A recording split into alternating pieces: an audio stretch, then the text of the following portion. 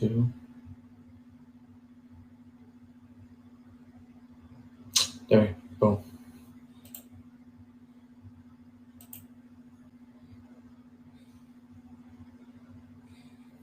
All right. Yeah, I was just telling them we're going live now.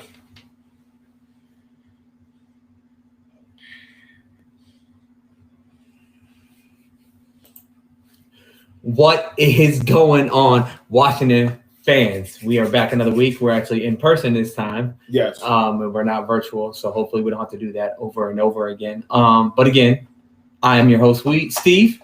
And I'm your co-host, Will, and this is Let's Talk Washington. Let's another go. week. Okay, so preseason's over. We get ready for week 1.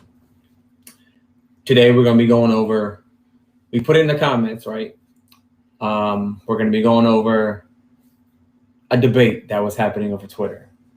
Or at least I know with Twitter. I don't know if it was going on anywhere else. It was going on out inside Twitter. Yeah. Fitz versus Cam. We'll get into that. We'll go over the 53, who we think should have made it, if anybody, what we think of it, and then we'll go over depth. So the depth chart, who we think are going to be the starters. So even though we made it 53, we don't know who's going to start and who's not going to start. That's true. So, of course, we got to start off with our shout outs. So go ahead and, So go ahead and click that like, share, and subscribe button. Video. Sorry, we're still getting this. There you go. Like, share, and subscribe button. And go follow us on. Go follow us on Facebook at Let's Talk Washington. Go follow us on Twitter at Let's Talk Wash. Go follow us on Instagram at Let's Talk Wash. Go subscribe to our YouTube page at Let's Talk Washington. And check us out soon on all major podcast platforms. So this is the other thing that we wanted to pull up was our merch. So we have a merch store. Yes. And we're going to pull up a little video. And I can tell you, I can talk while it's going. I think you have to put it behind the elbow cam, maybe, or in front of it. Sorry, we're still learning. Oh, okay. Well, it's not working. But what we can do is I can just talk about it. So if you go to spring.com and you type in "Let's Talk Washington," you can find all of our merch. If you go actually on our TikTok, so that's another thing that we have to add to our shout outs. If you go on TikTok at Let's Talk Wash, we have TikTok now. We upload a portion of our videos there, and then we have like the links and everything in the description, so we can find out. You guys can find out where we're at and everything like that. We're on Spotify. I think we're on Apple Music now. We're on Anchor. There's a whole bunch of different audio websites. So if you guys don't like visual, sometimes you need to listen to something on the way to work or while you're working. You got audio. Sometimes I enjoy a good audio podcast just so I can listen and everything like that. But yeah, so we'll get that video next week. We're having a little bit of technical difficulty. It was working earlier, but of course, things happen.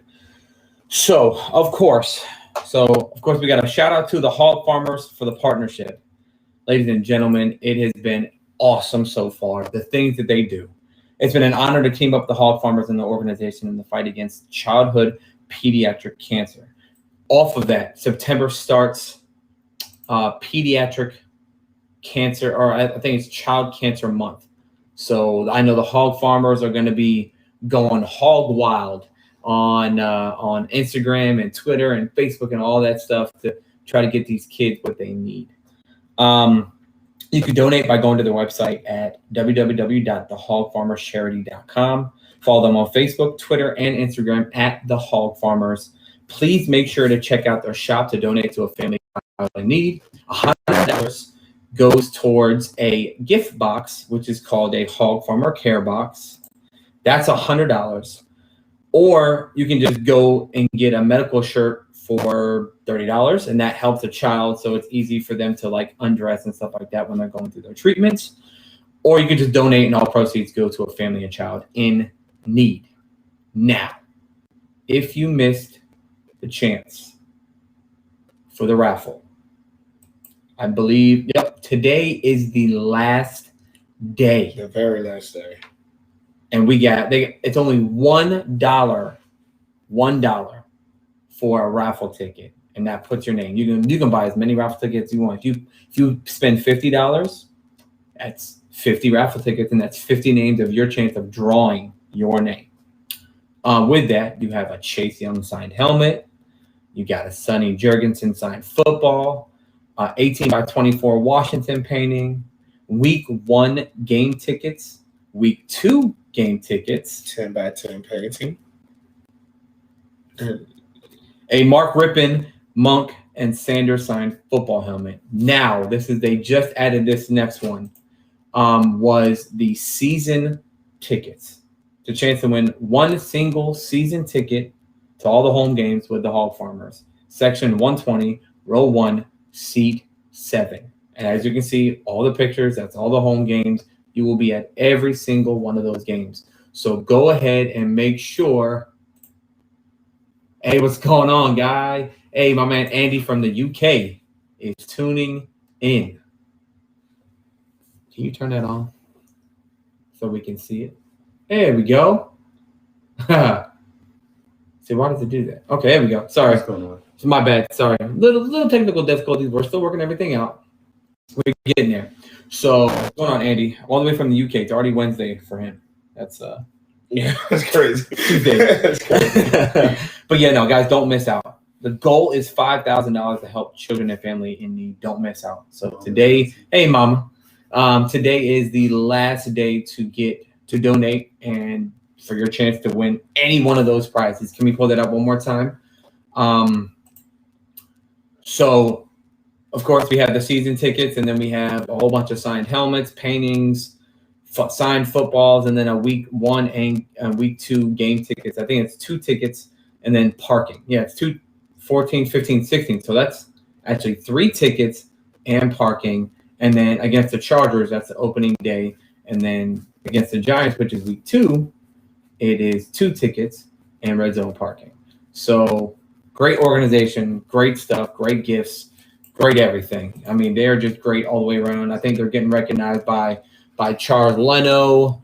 He's doing a lot of community work and things of that nature. But it's a good time. Now, we don't need these anymore. We're about to just talk. Football. We're about to just talk. Let's talk football. Let's talk. So, Will, there was a debate saying that, now granted, let's put this out there, right? There's no chance we're getting Cam. No. None. We know we're not getting Cam. No. There's no chance we're getting Cam. I don't even think it's a thought in Ron's mind, because I think we had multiple opportunities to get him, and if we wanted him, we would have been pulled the trigger on him. Facts. But the question remains, and I personally put it out there. I know that Will backs, but Cam will give us more wins for a fact. Yeah, easily. And so the debate was, would you rather keep Fitzpatrick or go grab Cam Newton if you had the chance? Yeah, and the issue is, I want people to know this.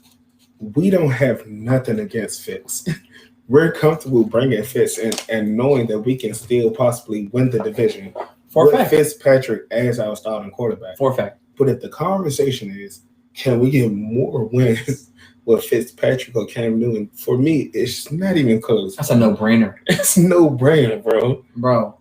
What y'all have to understand is that Ryan Fitzpatrick is a stopgap. That's it. Yeah. This is a one-trick pony. This is a one-stop. Do not pass go. Do not go all the way back around. He is not going to be re-signed. And if he does, I will buy. I don't know, but I just don't see them re-signing Ryan Fitzpatrick. No matter unless he wins us a Super Bowl. Okay. Unless. So listen, we have a commentator right here, right? Okay. Now this is one of my good guys. He's brought this to my attention earlier today. I told him to tune into the show, so I'm thankful that he's here. Okay. He's trying to tell me that Taylor Heineke right now is a better option than Cam Newton. No chance. It's ridiculous. No chance. So So let me break. I can break down. You can break down. No matter. No, you started off. So Taylor Heineke has 3 full games under his belt. 3 in his entire career. 3. I don't know if you heard that. 3. He had 3 full games. So there's no. I don't know how else to put that. I don't know. I don't know how else to put. There's no way that Fitz could bail out. It said Fitz could ball out, get us to the playoffs, and then stick around the season and mentor whoever we get in the draft. Could he? Let me step in here, bro. Go ahead. Because I told some guys this earlier. Nothing is wrong with Ryan Fitzpatrick. We was talking about this earlier today. Right. Ryan Fitzpatrick at his absolute ceiling is a good quarterback. Sure. Cam Newton at his absolute ceiling is a good quarterback. You might prefer Ryan Fitzpatrick a little bit more, but for their lows. Right. If Ryan Fitzpatrick is not having a good game, you cannot win that football game.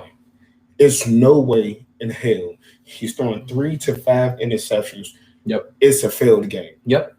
Cam Newton, for his low, if it's a bad game, can still keep you competitive. Yes. For our team, if you have a defense that can keep you in games, yeah, and you have big play receivers that we just recently got or we already developed, and running backs, we can win football games that way. For so sure. you can't just look at quarterbacks for the best that they can bring to the table.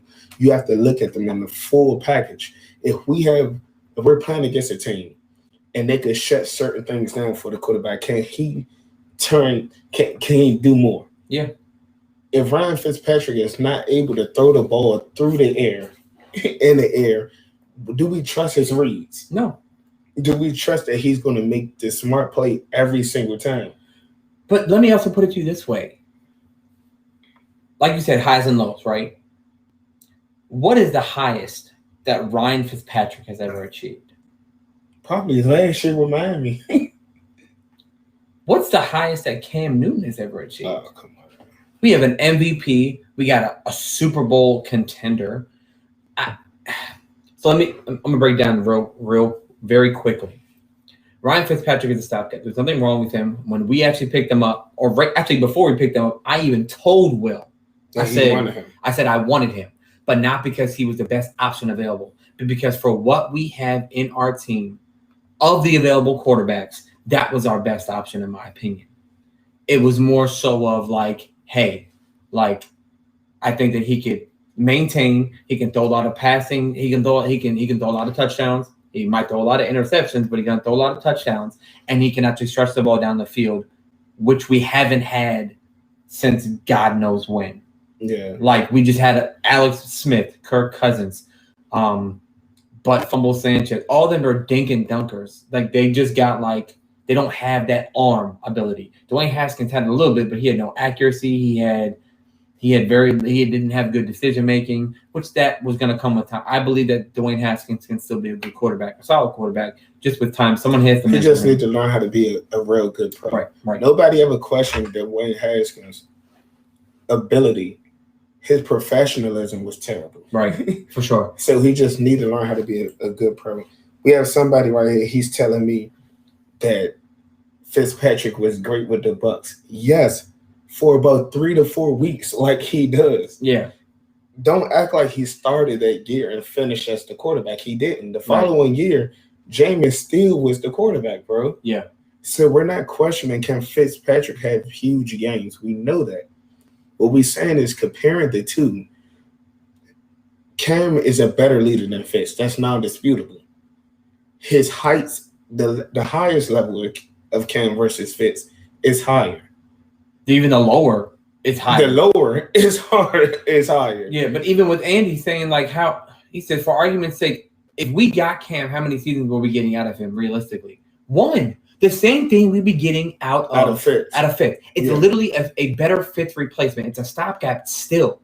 But you have to think about it this way. Even if Fitz has had a whole offseason to learn the offense. Cam already knows it. So it's not like we're getting a brand new quarterback. You know what I'm saying? Like we're literally just getting a person to play football for 1 year. And remember how we started this conversation. We are not trying to sell you guys on why we should get Cam Newton. Yeah, we're not going to get it. We know we're not getting it. It's a debate of who's better. We're just telling you who's better. And for my Instagram follower, you're telling me Cam Newton best days are behind him. When was Ryan Fitzpatrick best days, bro? Ryan Fitzpatrick has, and nothing against him. I'm not trying to be mean, but his best days is probably this year. This might be Ryan Fitzpatrick's best year in his whole career. He's been playing for 17 plus years, and he said this was the biggest time when he ever felt like this when he had all trust in his hands. The best team he ever played for. So let's not act as though we're debating Cam Newton or, and I'm not even going to say Tom Brady, Cam Newton or Aaron Rodgers or Derek Carr. Like, God damn. Like, the youth is not a huge gap. Right. And then for the people that's selling us on Taylor Heineke, who I do like as a backup, and I don't mind if Fitz mess up, we bring Heineke in for a game. This is not a 24 or 23-year-old quarterback. He's 28 years old. Yeah. He's on, and in Madden terms, okay, so I like to play in Madden, 28 to 30 is year of regression. Now, granted, obviously, you know, real life is completely different because you look at Aaron Rodgers and Tom Brady, who are like 105 years old, and they're still playing at an elite level. But that is football terms, though. After 28, 30, you start – that is age of regression. Your body starts to not play as well as you did before. And so that – Taylor Heineke is another stopgap, and I think that he is a very solid backup. In a pinch, he could win us a game. I don't think that he could win us. I know this is a long shot, but 17 games. I don't think that he could play a 17-game season. So I don't know. Like the Heineke, in my opinion, there's no question. None. I would never ever put him in a starting position. Never, unless I needed to. Let's see. Hold on. Andy said, "How long do you guys give Fitz if he starts throwing picks, etc.?" We know he will. 2-3 weeks. The clamoring for Heineke. No, look, this is not a Miami situation. Let him play. Yeah. Like, this is not I think that Taylor Heineke should only come in for two reasons. One, if we're doing like a read option type of play, or if it's like a trick play, or something like he can bring the other versatility of his legs. Yeah. Or if we're in a playoff win or lose, like if we're in like go home situation, like week 17, we are like, hey, you know what I'm saying? Like, we either go home, we win and we go into the playoffs, or we lose and we go home. And Fitz is having a terrible game. I throw in Taylor Heineke. And I like Heineke as a backup, but we have to remember, we like Heineke to the product of play we had the past few years. Right. You understand what I'm saying? So this is not a Miami situation where Miami has so much stock riding on Tua, they drafted him high. Yeah. Eventually, even if Fitz was on a roll, you still have to put Tua out there to see what he has. Right. Miami has a team that can compete. That's why we're telling you next year is impossible for Fitz. Fitz can go 12-5. And we can lose the game before the NFC Championship. There's no way we bringing him back the next year as a starter. Right. Because we're going to have to shop new opportunities. You might have a person like Aaron Rodgers, Deshaun Watson, or any other disgruntled quarterback. This is a new age in NFL. Right. More quarterbacks are speaking like they want to lead. And with our defense, the wide receivers we have, the running backs we have to explore opportunities. No way in hell we keeping Fitz beyond this year. Yeah, no, not at all. It could be worse. Andy, it could be worse. Still. Oh, shit. We still have Troy Hackey. No, that's what he said. He said, wait, we do. He was joking. Oh, my God. Yeah, he's crazy. You know, yeah, I think that I'm okay with Fitz. Well, the debate was not whether we should get Cam Newton or not, because I know that that's in real football and non-Madden terms, that is not plausible. You're not going to just give up on a quarterback unless it's like a God-sent quarterback like Aaron Rodgers or Tom Brady or something like that. You're just not going to do that. And again, Ron had multiple chances to get him. If he really wanted him, trust me, Ron would get him. But I just wanted to debate who was better, and I can almost guarantee that he would win more games than Fitz would, 100%. So it's some conversations we just can't have, bro. They're just going to continue to haunt us. If you watch our show, our slash pod, we say this thing all the time. We did not miss on Dwayne Haskins. Okay. Dwayne Haskins had to leave our team. Yeah. It doesn't mean he's going to be a bust with Pittsburgh. Right. And it doesn't mean we made the wrong draft choice. You guys have to remember, he came to his hometown team, right, drafted by a coach that's not even here no more. So you can't judge roster right now and say we missed on Dwayne Haskins. The whole culture within a year or two is already completely different. Right. And you see how Ron let him go and still gave him an opportunity to find a new home. Yep. It's not like nobody didn't believe in him. Yeah. He just wasn't the right fit for Washington. The situation we put him in when he was drafted. Right. Can you agree with that? 100%. I think that Dwayne Haskins, again, when we actually drafted him, and I don't think that we were too talkative about this subject when we first drafted him. I don't even know if we knew each other 2 years ago. We might have. I don't know. We didn't football know each other. Okay, we cool. just Army knew each other. Right. Correct. Yeah. So, I said this out loud, and I was like, I knew this from a fact, and I could just see it through his demeanor, which is nothing bad. I'm not talking smack about him.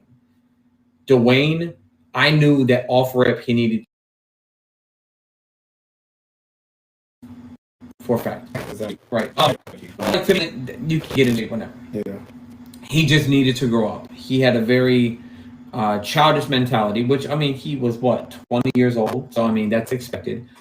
And I told people you need to be very, very patient. So just be patient and everything will be okay. But we didn't have patience for him. There was no patience for Dwayne. Dwayne was drafted in the first round. He needs to produce right now, everything like that. I don't think that he can handle that pressure. Now that he's with the Steelers, he's with a good quarterback in Big Ben that can mentor him. Yeah. He's with a good coach, Mike Tomlin, which that's not a knock against Alex Smith or Ron Rivera. He had them. But again, it was his home city. It was too big of a stage. Yeah. It was his home city. He got drafted. He got skipped on. He said that everyone would regret it. It was just not the best scenario for him, I believe, at that time. On top of that, what people got to understand is it's something about a coach believing in you. Right. Don't get things twisted. Look at Daniel Jones with the Giants. It's not like he's a stud, y'all. The Giants just sticking by him through ups, downs, ugly, and perfect, which is no perfect because we've seen him fumble on the run. Well, not fumble, but on the run. For sure. I So think Daniel Jones who your coaches matters. Haskins was drafted with Gruden, not the good to average Gruden these days, right? But Jay Gruden. What Gruden is drafted in the first round and comes in the season your third string quarterback. Jay didn't want him. You see what I'm saying? Like that is ridiculous. Because on top of that, when you come in as a new coach and that's not your quarterback, you have no ties to him at all. Like Ron even said, no matter who is on this team, I have no ties to you at all. So if you don't ball out, you will be. And I mean, what's going on, guys? Keep up the good work. Definitely need you guys on our soon. I'll watch this next this back. Okay, thanks for stopping in, brother. You would definitely got to be on the show soon. Definitely. But at the end of the day, like that's like a coach, and people were mad about Ron. I was like, oh, why'd you do that? It was like coaches do that all the time. If you're not their quarterback, they're not gonna I don't know, they're not gonna keep you. He don't owe him nothing. Yeah, nothing. Yeah.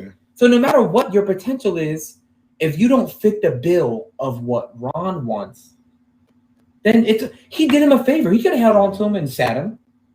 He could have did what Jay Gruden did and put him behind Alex Smith. That's a fact. But he didn't. He cut him. Same thing with Kelvin Harmon. Same thing with Steven Sims. He let these guys go early because Ron has class, and he let them go early to find a different team. Yeah. My guy said Alex Smith shouldn't have been out there last year. Bro, we 100% agree. That's in the past. Yeah, that's way in the past. Let's just I'm going to chop this up as quick as possible. Some way, somehow, Wentz was happening with Alex Smith, bro. Some way, somehow. The quarterback play was terrible. The football wasn't going past 15 yards. It just wasn't happening. Yep. But we was winning football games. We was in a situation where we just had to do what we had to do. We had the last ranked quarterback play in the league last year. Right. And still won the division. So Right. for me, like you said, Fitz is still an upgrade for us. But we're not delusional thinking that Fitz is going to be the answer this year Right. going forward. Right. He's a stopgap quarterback to see if we want to draft somebody next year or is one of these big-time to mid-grade quarterbacks going to hit free agency and demand a trade. For sure. 100% agree. No, I agree. We wanted Matthew Stafford. Yeah. We were in that talk. For we was in sure. that talk. Yeah. 100%. We were in that talk. Alex got hot when he needed to. Yeah. Then he got unfortunately injured. I think that was another stopgap. Washington's had stopgap quarterbacks for probably the past 5-10 years. We need the point in this one though is that Ron didn't see fit that we had other needs that Ron didn't want to mortgage his first draft with the Washington football team to get a quarterback his first year. Like I always tell you, do what Kansas City does. Build around the team and then draft your quarterback. Now, obviously, you're not going to get a Patrick Mahomes. We don't have a Tyreek Hill. We don't have a Travis Kelce. But the point in that logic of building a team is build around first and then wait till your quarterback drops in your hand. And so that is why I think that he's doing what he's doing. He's building the team. He's solidifying the defense. He's adding weapons to the offense, which we already have. He added an offensive tackle, which we needed. He added a third wide receiver, which we needed. Linebacker. He added a linebacker, a corner, some safety. Safety depth. Right. So, he put in stuff that we needed, and now we can continue to build. And now we can wait until next year. And then next year, if you want a mortgage, you want to trade for 2 first-round picks or whatever, now you can do that because you have a solidified team. Okay. So we addressed the Cam conversation. We can end it on this note. One more question. So obviously we know Cam is not coming to us. Right. What team do you think would be the perfect landing spot for Cam? It could be a few or one that you as a starter or a backup. Because I think that I feel as though if you bring on Cam as a starter, I think I can almost guarantee that a lot of owners will try to bring him on as a backup because like you said earlier, most of the teams in the league already have a quarterback. But a quarterback, a team that could bring them over the edge with Cam, that's a good question. I want to say Carolina, to be honest with you. But that's nothing against Sam Darnold. That's nothing against Sam Darnold. I just think that, so if you think about playoff teams, I think that with a great quarterback, Carolina can make the playoffs. They have a good team. I think I have a few better options, man. So the Jets, no. The Bengals, no. Denver. Yes and no. Because, again, you have Jerry Jeudy, who they said is looking like a bust. He's not. Oh, I agree that he's not going to play backup. I'm not saying. I'm not, and I know his mentality. What's going on, Chris? What's going on, brother? What's up, Chris? How you doing, fam? But it's more so. I'm not saying that he's going to play backup, and I know his mentality. I've seen a lot of interviews. He's not that type of person. Yeah, but owners are going to try to say they're going to try to you buy low to try to sell high. If that makes sense. Yeah, but the thing is, I completely disagree with that logic because, like we said earlier, it's a lot of pressure having Cam Newton as your backup. For sure. If you want to sell to a franchise, he can go to Miami or to people that it's a few teams he can go to. If you want to sell to certain people, Cam is your backup. Just know if that quarterback play gets ugly. He's breathing down your neck. Because for certain teams like Miami, you bring in a Cam, he balls, that just kills to address his trade stock. Yep. Daniel Jones, if you bring him to New York and if he ball, that kills that for him. You know what's crazy though, and I would never want this. Knock on wood. If he goes to the Giants, that could elevate them extremely. You know another team that he can elevate? Why not Pittsburgh, bro? I just don't think they just restructured Ben. I don't think they're going to give up on Ben. I don't think that's possible, in my opinion. Coming from a team perspective. Ben is cooked, bro. Oh, I know. I'm not saying this is last year. I'm not saying he's bad. I'm just saying that I don't think they would do that because they love Ben so much. So I think that honestly, if the Giants are smart, they would go after him. Dallas bringing him in as a backup or insurance because Dak could not be ready. That's another smart one that I would not want to happen. But we'll leave it at that. I think the best case, in my opinion, is the Giants. I could see Denver and I could see Miami. But other than that, I just don't see him. I don't see him going anywhere. But at the end of the day, okay, that Cam is done. Okay. We understand that Cam. The point of is that Cam would win us more games than Fitz. We're not saying that we're going to pick him up. I just believe that Cam is better. That's it. Now let's talk about these cuts today, man. Okay, let's bring it up. Look, man. So we already knew. So we have the 53. We're going to bring up the 53. Yeah. And then we'll talk about the people that really go ahead. The people that really, that were surprises. Yeah. So I think the surprises were, let's say, Jimmy Moreland, Peyton Barber. So this is how I see it. I don't think that Peyton Barber deserves a spot on the team. So hold on, let's pull this down real quick. Sorry. I don't think that Peyton Barber deserves. I don't like Peyton Barber, but I don't think that it was surprising to me they actually pulled the trigger finally. I think that AGG. So when it came to him and Calvin Harmon, I think they're the same type of player. So I thought that they were going to keep AGG because they cut Calvin Harmon. So that was a surprise to me. Yeah.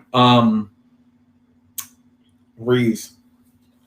That wasn't a surprise to me for the fact of if you're going to keep Apke, who could play corner, but you never know. They don't know what they're saying. You drafted Forrest from Cincinnati. Landon Collins, I think, was that deciding factor because you have DeJager Everett, and I told you last episode that he would stay on the team. It would not surprise me because he is a special teams captain. Yeah, just like Troy Apke. Right? Yeah. But he's not a captain, though. He literally has that C on his chest. Oh, okay, got you. To say that I'm the special teams captain, DeJager Everett.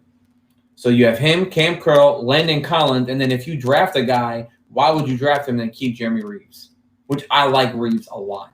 But the problem is that once they drafted him and Landon Collins came back, that was over for either Everett or Reeves. You put too much of an investment in Landon Collins. For sure. It got to pay off. They had Reeves last year. Yeah, because of Landon being injured. Yeah. So it was just depth. So let's bring it up. Let's bring up the players we cut. Yeah. No. We already. I actually was supposed to bring that up, but I totally forgot to pull that image. So right now, let's talk about this. We got QB. We got Taylor Heineke, Kyle Allen, Ryan Fitzpatrick. We got 3 QBs. Let me say this, guys. Don't panic. It's in alphabetical order. Yes. Then we had. It's not in alphabetical order, is it? Yes, it is. No, it's in numerical order. Oh. 4, 8, 14. Okay, there we go. Yeah. So let's see. We have Taylor Heineke, Kyle Allen, Ryan Fitzpatrick.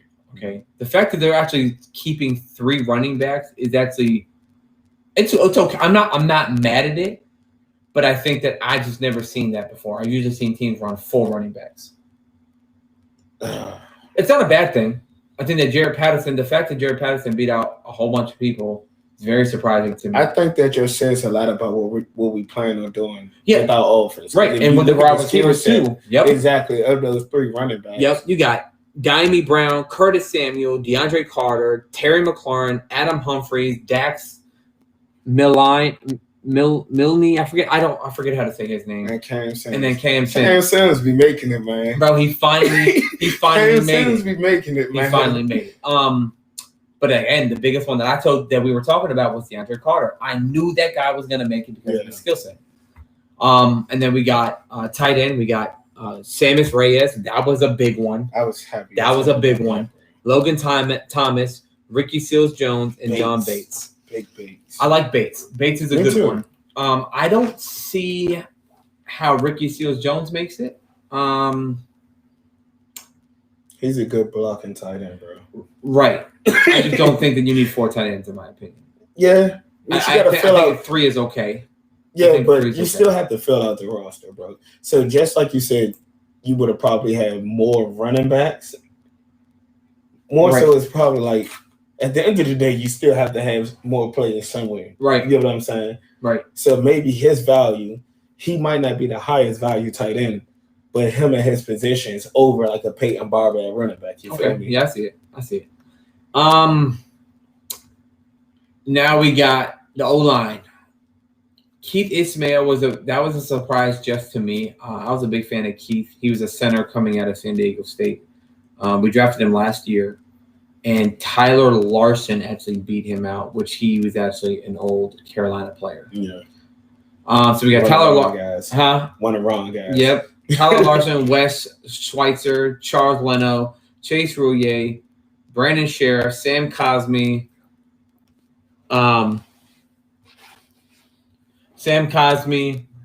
Cornelius Lucas, Sadiq Charles, and Eric Flowers.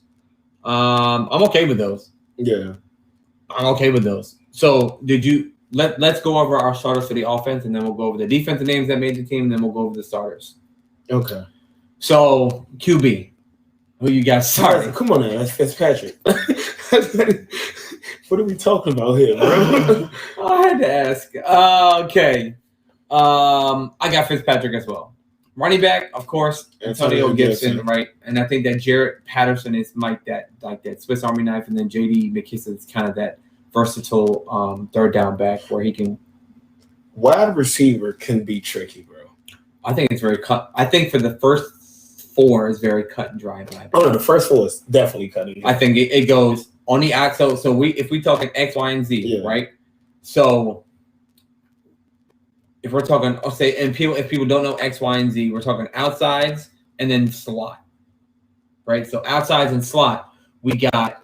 I think that Terry McLaurin's going to play the first outside. So your first receiver, and just a little football knowledge for some people who might not know it, your first receiver is going to be on your left hand side. Yeah, most likely. Your second receiver is going to be your right hand side, and then you have your slot. They are all interchangeable. It doesn't matter, but that's just how it usually runs. I think it goes Terry, Curtis Samuel if healthy. Me personally, I think Dimey Brown goes over Adam Humphries, and then it goes Adam Humphries. That's why I said it could be tricky. Yeah, because Adam Humphries is one of Fitz's, like you called it out at training camp. And he's a slot guy. So he's a slot guy, and you said, I mean, he's one of his favorite targets, and it showed. Yeah. He continued to pass on. But then if you look at all the rest of the receivers, now granted, it really doesn't matter. It really doesn't matter I think that DeAndre Carter can play a lot of slot gadget guys. Positions. Dax, I haven't seen enough on him. I feel that. And then Cam, I think that they got him for the red zone. Yeah. But other than that, I think the first four are going to be on the field. DeAndre Carter can see a lot of minutes being a gadget guy. I think I would like Cam more now for his role than what he ever been, bro. Right, for sure. Yeah. I get it. So he has a definitive role for some fans, not like us, right? But he has a definitive role where we can see what he's on the field to do, right? Or for other people to see it, right? So it's not going to be too high, like when he's going to be this, that, or other, right? We just know what he's on the field to do, for sure. Tight end, honestly. You go first, and then I'll tell you my order of operations. Okay, Logan Thomas is our starting tight end, obviously. Right. Okay.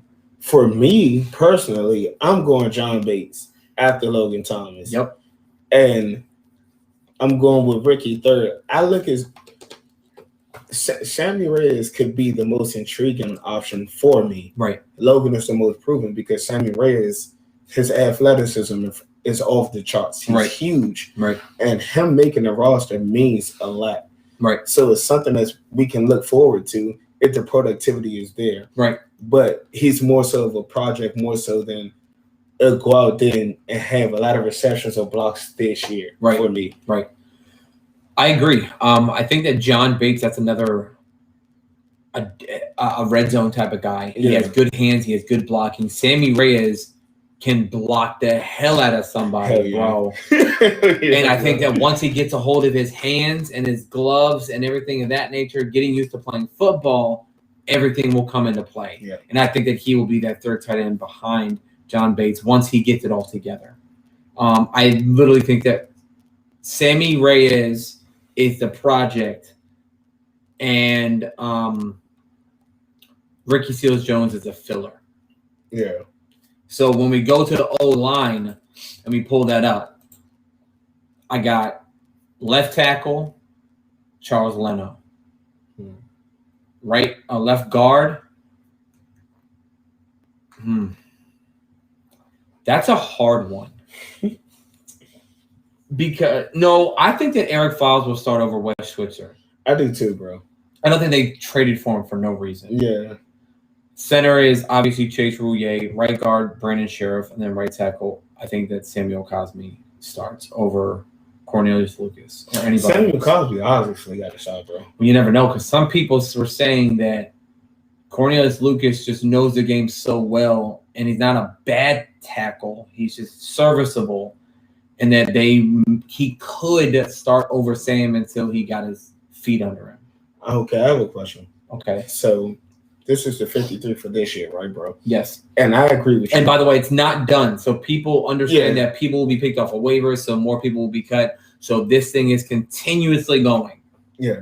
So me and you have the same lineup in terms of players. Okay. What are you expecting from Sadiq Charles this year or next year moving forward? I think that he's going to be a great rotational piece because they had him playing at tackle. They had him playing at guard. They had him being versatile like that only helps your case to stay on the team. Gotcha. Do I think that he'll ever start? In my opinion, no. I just don't think that he will be a great rotational piece. I think in a pinch, if someone gets injured, he can come in and play. Yeah, because the things about offensive linemen, they're like running backs. If you sure. draft them, if they're capable, they're on there. For sure. So it's not like it's a second year, third year jump. Right. No, if he had it on him, he'd be there. Yeah. But he is a good rotational piece. I agree with that. Yeah, so once we move into the defense, right? So we got D-end. We got Shaq Tony, Montez Sweat, Casey Toolhill, James Smith-Williams, and Chase Young. This actually kind of surprises me because they kept Casey Toolhill over William Bradley King, which they actually drafted. That's very surprising to me. Yeah. On top of, they actually have James Smith-Williams listed at D-end, which last year they had him listed as the tackle. So that's actually a big jump, and that's one of my guys, James Smith-Williams. I tell you, when I was doing Burgundy Bros, we had him on the show. It was good to have like a little one-on-one interview with him, and he actually runs his program for like helping people who have been, I think it was like molested or something of that nature, and he helps them like get their life back and stuff like that. So it's actually a really good program too. So now we'll just go position by position. So obviously Chase Young and Montez Sweat are starting. Yeah, exactly. In my opinion, though, I think Shaq Tony and James Smith-Williams take it over Casey Toolhill. So why would you keep 5 D-ends and 3 running backs? Or why would you keep 5 D-ends and 4 linebackers? And we'll get to that. That's a question that needs to be asked because you don't, in my opinion, 4 D-ends is that's okay. Yeah, I agree with that. So why would you cut a linebacker? But he said they weren't done with that position. So that could be that some of these people are staying on the team just to be able to cut once they find something. Placeholders. Right. Yeah. And I think that possibly could be Casey Toolhill. That possibly could be Cam Sims. He'll go out deepest position for me. Huh? Defensive tackle. I think that is a good question. Well, not deepest in terms. I'm talking about talent. No, I get it. No, but that's going to be a tricky position because John Allen, Deron Payne, Tim Settle, Matt Ioannidis, who do you start? You know what I'm saying? Like, me off rip, I'm going off John Allen, Deron Payne. John Allen got paid. But Matt Ioannidis got paid last year. Yeah, or the year before that. You know what I'm saying? Like, but if you're running a 4-3, you're running 2 D-ends and 2 D tackles. Yeah. So you're going to have Chase Young and Montez Sweat on the outside. And then on the inside, you're going to have John Allen and Deron Payne. I just don't. Oh, man. Yeah, I'm disagreeing. I mean, it might be John Allen and Deron Payne, but it depends, bro. I'm cool with John Allen and Matt, bro. I'm cool too. I just think Deron Payne brings something different. John Allen, right? So you have 2 different types of rushers. You have a speed rusher and a power rusher, right? Yeah. Or a run stopper. Some people kind of mix that in. John Allen is that power rusher, run stopper. Deron Payne is a little lighter and he's more faster, and he has that speed rush to him. Matt Ioannidis has the same traits as Jonathan Allen. So because Matt Ioannidis, for me, when he was healthy, he finds a way to get to the quarterback too, bro. 100%. I agree. He makes it count, I just think that having two versatile, different guys brings a whole different thing. I got you, yeah. So I just think that Deron Payne, and he's younger. To me, I love Matt. I just don't know why we didn't get value from him. Okay, let me ask you this question, right? Do you think that answer could be determined based on who we played that week? Because when you have guys in that skill level, you can't rotate based on who you play. No, I think it depends on the defense that we're in.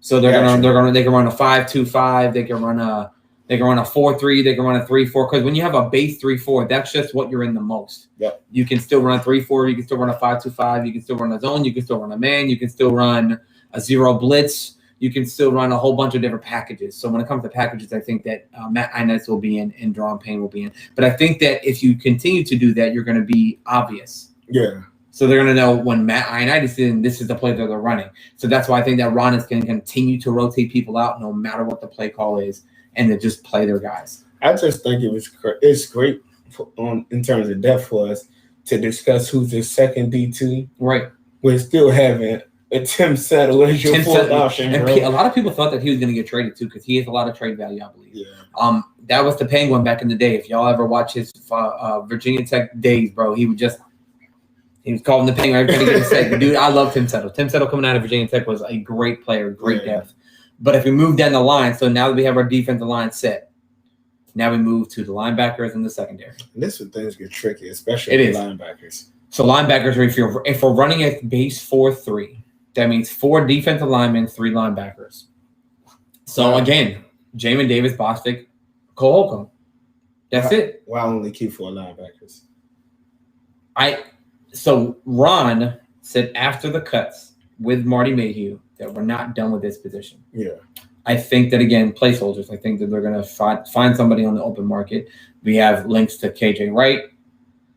We have links to a bunch of other people. I think that I don't know why 4. 5 could have been okay. 5 would have been nice. And you add 1 because I think that if you run 3 linebackers, you have to have at least 5. I personally, when I'm playing Madden, and I say this just because I'm the GM in that time, it goes to I like to have somebody backing up every single position. Yeah. Middle linebacker, bro, I would have 3 middle linebackers and 2 backup outside linebackers.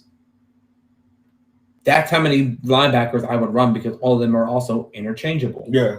So 4 total, which means you have 3 starters and 1 backup. That is very interesting, unless you're running a 3-4. If you're running a 3-4, that still wouldn't make sense because that's only 4 linebackers and 3 defense. Yeah, it won't make sense at all, bro. Ron, please, Ron we trust. Yeah. Just please. I just got to see what he's doing. Yeah, with these safeties, man. Yeah. So the safeties. That's what it we'll go over safeties next, how many we'll safeties we have, bro? So if we look at the safeties, we got 1, 2, 3, 4, 5. And this is why I think that he is keeping 4 linebackers at the moment. If you're running a 5-2-5, that's 5 linemen, 1 middle linebacker, and 5 in the secondary that can play tweener roles, that can play smaller linebackers, faster linebackers.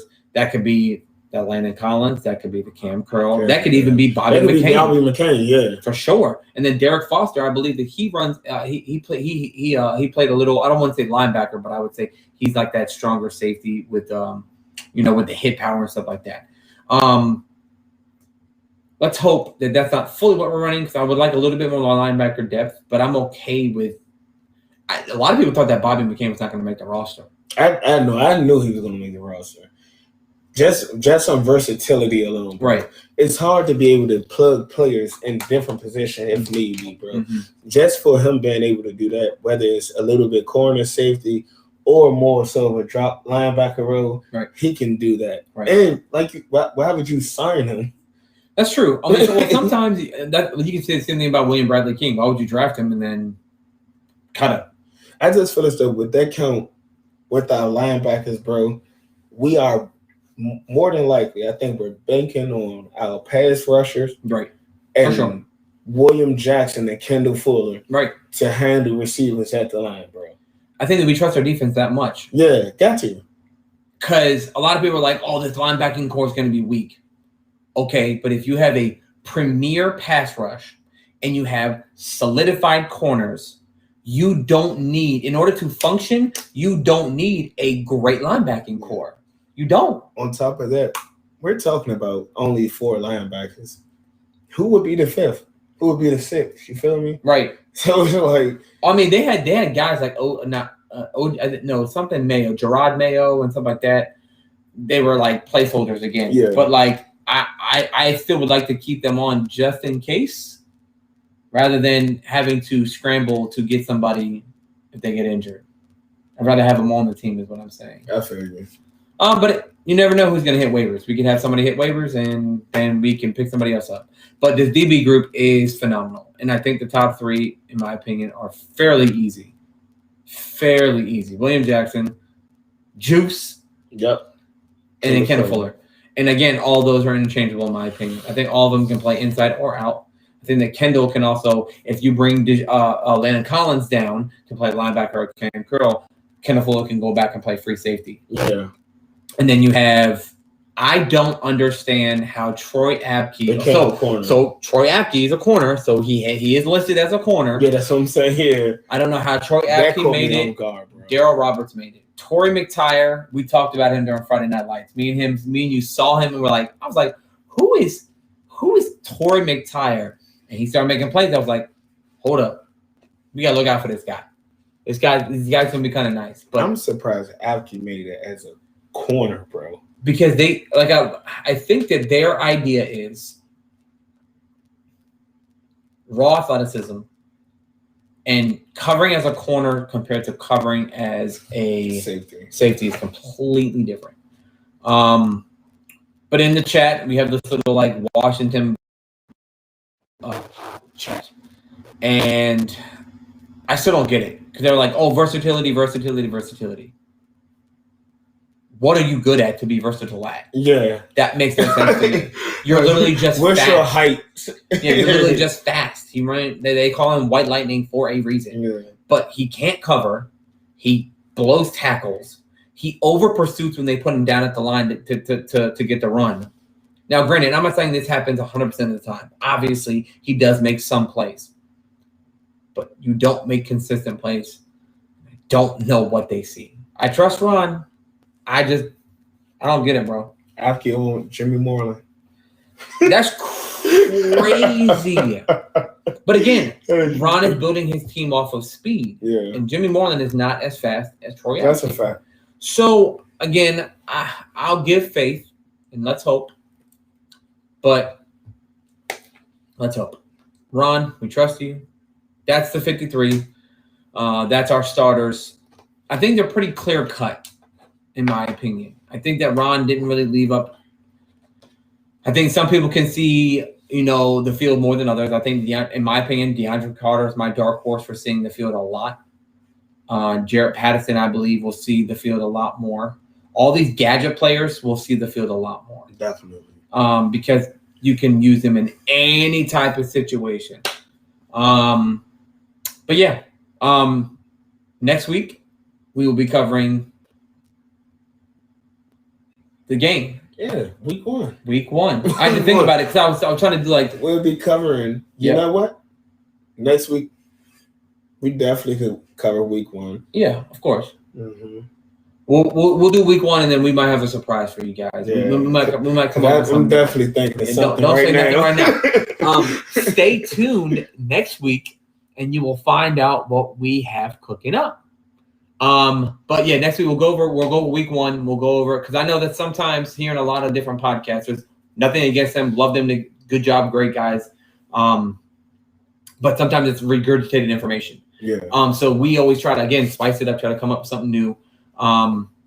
So next week, tune in. We'll go over week one.